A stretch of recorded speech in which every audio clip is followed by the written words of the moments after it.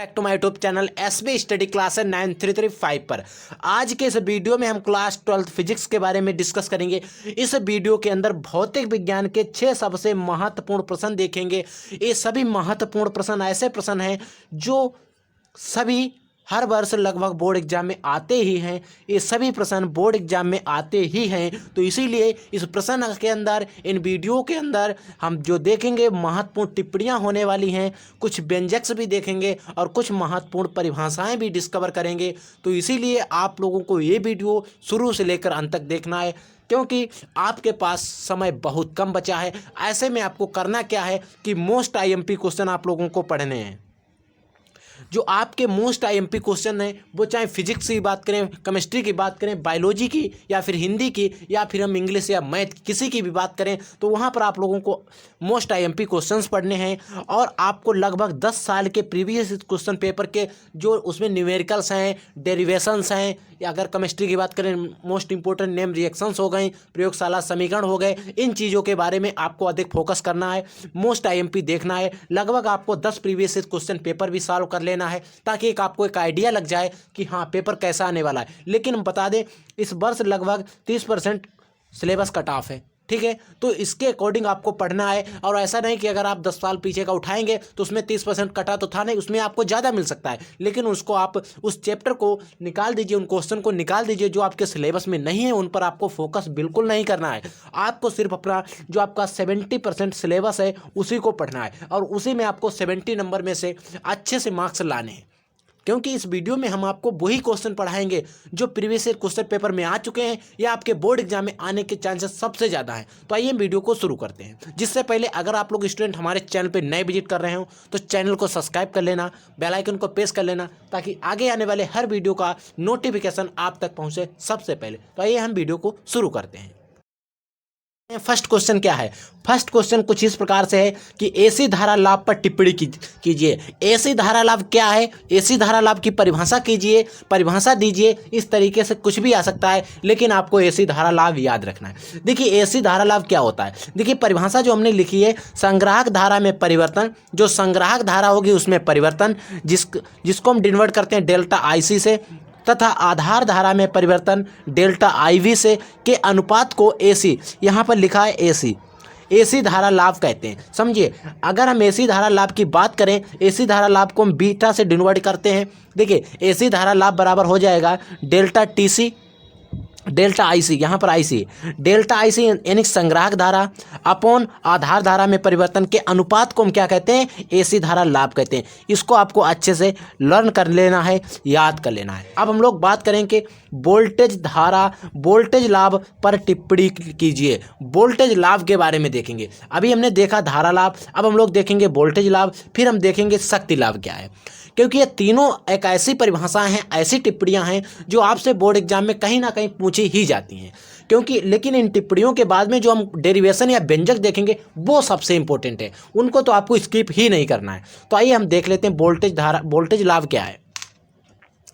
तो student voltage लाभ की अगर हम बात करें, निर्गत वोल्टेज, जो निर्गत वोल्टेज होगा उसमें परिवर्तन तथा निवेशी वोल्टेज में परिवर्तन के अनुपात को, समझिए इसमें निर्गत वोल्टेज तथा निवेशी वोल्टेज में परिवर्तन के अनुपात को, इसमें निर्गत वोल्टेज दिया है और निवेशी वोल्टेज दिया है, उसमें परिवर्तन का जो अनुपात होता है उसे वोल्टेज लाभ अथवा वोल्टेज प्रवर्धन भी कहते हैं। इसी को ऐसा नहीं आपको मिले कि वोल्टेज लाभ किसे कहते हैं, हो सकता है मिल सकता है वोल्टेज परिवर्धन किसे कहते हैं। इसे ए बी से प्रदर्शित करते हैं, ए बी से प्रदर्शित करते हैं। तो आइए इसके लिए भी हम सूत्र देख लेते हैं, क्योंकि इन पे हो सकता है आपसे कुछ न्यूमेरिकल्स भी आ जाएं, नहीं तो परिभाषा ज़्यादा आती है। वोल्टेज लाभ बराबर, देखिए वोल्टेज लाभ, ठीक है, तो एसी बराबर वोल्टेज लाभ ए बी, वोल्टेज लाभ की ए बी बराबर हमारा हो जाएगा बीटा इंटू, देखिए निर्गत वोल्टेज तथा निवेशी वोल्टेज में परिवर्तन, निर्गत वोल्टेज और निवेशी वोल्टेज में परिवर्तन जो होगा का अनुपात जो होगा उसे हम एसी धारा लाभ, वोल्टेज लाभ कहते हैं। तो इसके लिए सूत्र हमारा ए हो गया, ठीक है। अब हम लोग बात कर लेते हैं शक्ति लाभ की। तो जो हमारा तीसरा क्वेश्चन है वो कुछ इस प्रकार से है कि शक्ति लाभ क्या है। अब हम बात करते हैं कि शक्ति लाभ क्या है। कभी कभी क्वेश्चन आ जाता है कि शक्ति लाभ क्या कहते हैं, किसे कहते हैं, शक्ति लाभ पर टिप्पणी कीजिए। या शक्ति लाभ क्या है। देखिए शक्ति लाभ क्या होता है, वोल्टेज लाभ तथा धारा लाभ के गुणनफल को शक्ति लाभ कहते हैं। अगर वोल्टेज लाभ की बात करें और जो इसके पहले हमने धारा लाभ की बात करें तो इसका जो गुणनफल होगा उसे ही हम क्या शक्ति लाभ कहते हैं। अगर हम इसको समझें, देखिए इसका अगर शक्ति लाभ को एपी से प्रदर्शित करते हैं, ठीक है। अगर हम बात करें बीटा स्क्वायर, क्योंकि बीटा क्यों लिखा समझिएगा आप। देखिए हमें क्या करना है, देखिए एसी धारा लाभ को हम बीटा से प्रदर्शित करते हैं, तो बीटा बराबर तो इतना दिया गया है हमें, बीटा बराबर बीटा, इसकी जगह पर हम बीटा लिख सकते हैं, लिख सकते नहीं, तो इसका हमने बीटा उठा लिया और इसमें भी बीटा है, तो ये बीटा बीटा गुणा होकर बीटा स्क्वायर हो गया। तो देखिए यहाँ पर ए तो हमारा हो गया बीटा स्क्वायर के बारे में और ए वाला हमारा ऐसे उतर गया, तो ये हमारा हो गया शक्ति लाभ। शक्ति लाभ की परिभाषा क्या थी, वोल्टेज लाभ तथा धारा लाभ के गुणनफल को शक्ति लाभ कहते हैं, ठीक है। तो आई होप ये भी क्वेश्चन आपको समझ में आया होगा। अब हम लोग चौथा क्वेश्चन, बहुत ही इंपॉर्टेंट क्वेश्चन की बात कर लेते हैं। तो आइए स्टूडेंट देखिए, जो चौथा क्वेश्चन है कूलाम का नियम। और ये कूलाम का नियम दिया कब गया था कि 1780 ईस्वी में दिया गया था कूलाम का नियम। कभी कभी क्वेश्चन एक नंबर में ऑब्जेक्टिव में पूछ लेता है कि कूलाम का नियम कब दिया गया था, तो इस चीज़ को आप ध्यान रखेंगे। नहीं तो आपके गाँव में, जो आपके गाँव में या आपके शहर में जो बड़े भाई आपसे होंगे, दादा होंगे, वो आपसे पूछ लेते हैं कि कूलाम का नियम कब दिया गया था, ठीक है। तो वहाँ पर आपको ये अपने नॉलेज के लिए याद रखना है, ठीक है। अगर हम बात करें तो इस नियम को हमें अच्छे से समझना है, क्योंकि इस नियम को हम सबसे अच्छे तरीके से डीप में समझाएंगे आपको, लेकिन सबसे सरल भाषा में समझिए। आज भी अगर आप ना समझ पाए तो लगभग आप मुश्किल ही समझ पाए, क्योंकि इस वीडियो में हमने सबसे अच्छे और सरल तरीके से कूलाम के नियम को एक्सप्लेनेशन किया है। एक्सप्लेन करने के बाद भी अगर आपको समझ में नहीं आता है तो आप हमें कमेंट करिए, हम इससे अलग तरीका भी आपको समझाने का निकालेंगे। देखिए समझिएगा, पहले इसकी कुछ थ्योरी आप समझ लीजिए। इस नियम के अनुसार, किस नियम के अनुसार, कूलाम के नियम के अनुसार, दो स्थिर बिंदु बिंदु आवेश, समझिएगा। कूलाम के नियम के अनुसार दो स्थिर, एक ए है एक ए है, दो स्थिर बिंदु आवेश के बीच लगने वाला आकर्षण अथवा प्रतिकर्षण बल दोनों आवेशों के गुणनफल के अनुक्रमानुपाती तथा उनके बीच की दूरी के वर्ग के व्युत्क्रमानुपाती होता है। देखिए इन पर लगने वाला बल हमारा जो है वो F है, इसके बीच की दूरी है वो R है, ठीक है। और जो परीक्षण आवेश है Q1 व Q2 है, ठीक है। इस चीज़ को आप इतने चीज़ को अच्छे से समझ लीजिए। अब देखिए क्या लिखा गया, हमने मान लिया कि माना दो आवेश Q1 व Q2 हैं। देखिए हमने माना कि जो दो आवेश हैं हमारे वो Q1 व Q2 हैं तथा R दूरी पर एक दूसरे से R दूरी पर स्थित हैं। देखिए आप कंफ्यूज नहीं होना कि यहाँ पर R स्मॉल बना, यहाँ पर कैपिटल, आप यहाँ पर भी चाहें तो स्मॉल ही बना लेना, और अगर आप चाहें तो यहाँ पर भी आप कैपिटल बना ले, वहाँ पर कोई दिक्कत नहीं है, ठीक है। तो R दूरी पर स्थित हो तो उनके बीच लगने वाला बल F बराबर, देखिए इनके बीच में जो बल लगेगा वो F1 पर लगेगा और इनके बीच लगेगा जो बल वो इनके आवेशों पर लगेगा, और जो बल लगता है वो आवेशों के गुणनफल के अनुक्रमानुपाती होता है, ठीक है। तो F डायरेक्टली प्रोपोर्शनल यानी कि समानुपाती या अनुक्रमानुपाती Q1 Q2 इंटू इसको इक्वेशन नंबर हम 1 डालेंगे। फिर हमारा कहता था इसकी बीच की जो दूरी है उसके वर्ग के व्युत्क्रमानुपाती, तो उसका ये व्युत्क्रम हो गया, ठीक है। अब हम क्या करें, दोनों नियमों को मिला देने पर,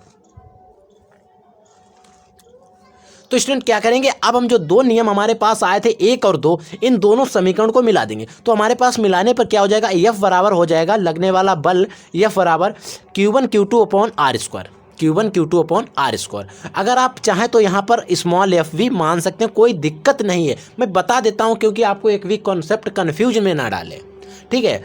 अगर हम F1 F2 Q1 Q2 upon R square, देखिए R स्क्वायर क्या हुआ, जब इनकी हमने मल्टीपल की तो जो Q1 Q2 तो ऊपर चले गए, लेकिन ये R स्क्वायर जो था वो नीचे का नीचे ही रहा, ठीक है। इक्वेशन नंबर दोनों को मिलाने पर तो हमें क्या मिला फाइनल में, तो हमने क्या किया कि जो इसको अनुक्रमानुपाती को हटाया और एक नियतांक K ले लिया, F बराबर K Q1 Q2 upon R square. तो समझिए जहाँ K क्या एक नियतांक है, जो हमारा K है वो एक नियतांक है जिसका मान है K बराबर 1/4 पाई एप्सिलॉन नॉट, समझिएगा। और एप्सिलॉन नॉट है तो क्या हम के की जगह पर इतना रख सकते हैं। तो हमने उसी को आगे यहाँ पर आके रख दिया गया। देखिए रखा गया एफ बराबर 1/4πε0 Q1 Q2 अपन और इसको, यानी कि जो के था यहाँ पर के की जगह पर ए रख दिया गया। अब अगर हम इसकी बात करें, जो इतना नेतांक रखा गया इसका मान कितना होता है, तो इसका 9 × 10⁹ होता है, इसका मान होता है इसका। अगर आप इसको ना लिखें तो ए लिख दें तब भी कोई दिक्कत नहीं, जैसा कि हमने आपको लिख कर भी बताया है। तो देखिए अगर आप ये बराबर 9 × 10⁹ Q1 Q2 अपन और स्क्वायर ए लिखते हैं तब भी कोई दिक्कत नहीं। तो ये हमारा फाइनली व्यंजक आ गया। अगर आपको अभी भी समझ में नहीं आया है, जहाँ पर भी आपको कोई भी कन्फ्यूज, कोई भी कॉन्सेप्ट में समझ में ना आता हो, हमें कमेंट करके तुरंत बताना, हम उसका रिप्लाई आपको अवश्य ही देंगे। आइए अब हम लोग क्वेश्चन नंबर 5 देख लेते हैं। क्वेश्चन नंबर 5 क्या है?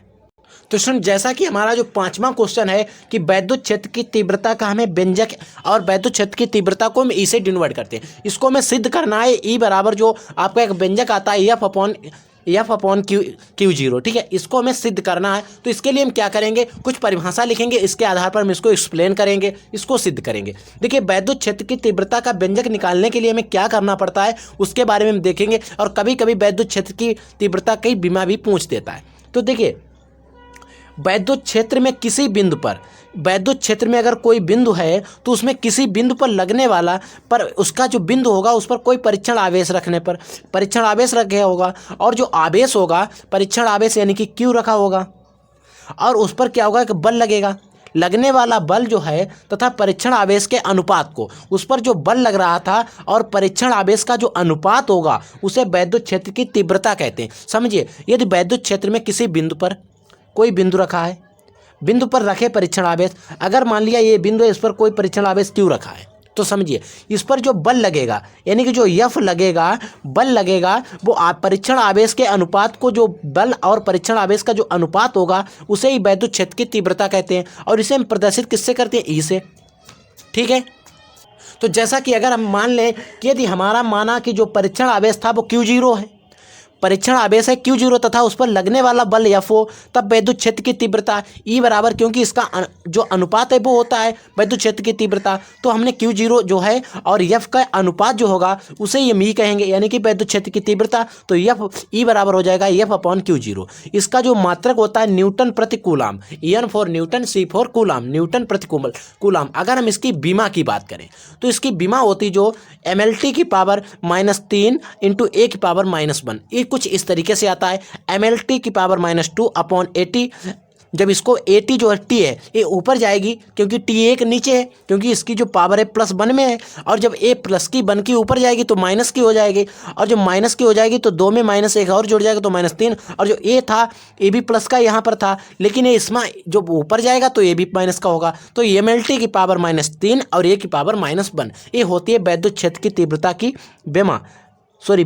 इसको भी आप अच्छे से लर्न करेंगे क्योंकि एक बीमा आपसे 1 नंबर में ऑब्जेक्टिव क्वेश्चन में पूछी जाती है, तो इसीलिए हमने इस बीमा को भी आपको बता दिया। इस बीमा को भी आप अच्छे से तैयार कर लेंगे। आइए अब हम लोग छठा क्वेश्चन देख लेते हैं। छठा क्वेश्चन क्या है, वैद्युत विभव की परिभाषा या आप इसका व्यंजक लिखिए।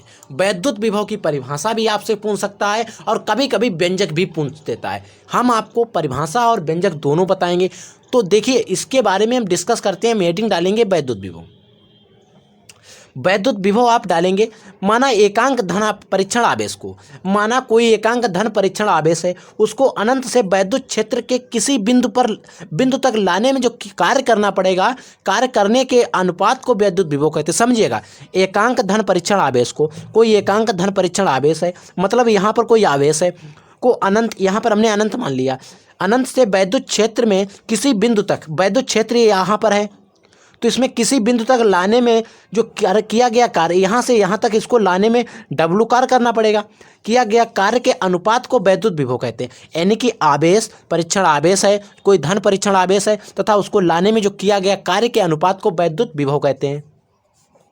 क्या कहते हैं, वैद्युत विभव। ये तो हमारी वैद्युत विभव की परिभाषा हो गई। अब हमें अगर इसका व्यंजक पूछना है तो कुछ नहीं, इसमें आगे और बढ़ा देना है। हम लिखेंगे माना कि धन परीक्षण आवेश Q0 है। जो हमारा धन परीक्षण आवेश है वो हमने मान लिया Q0 है।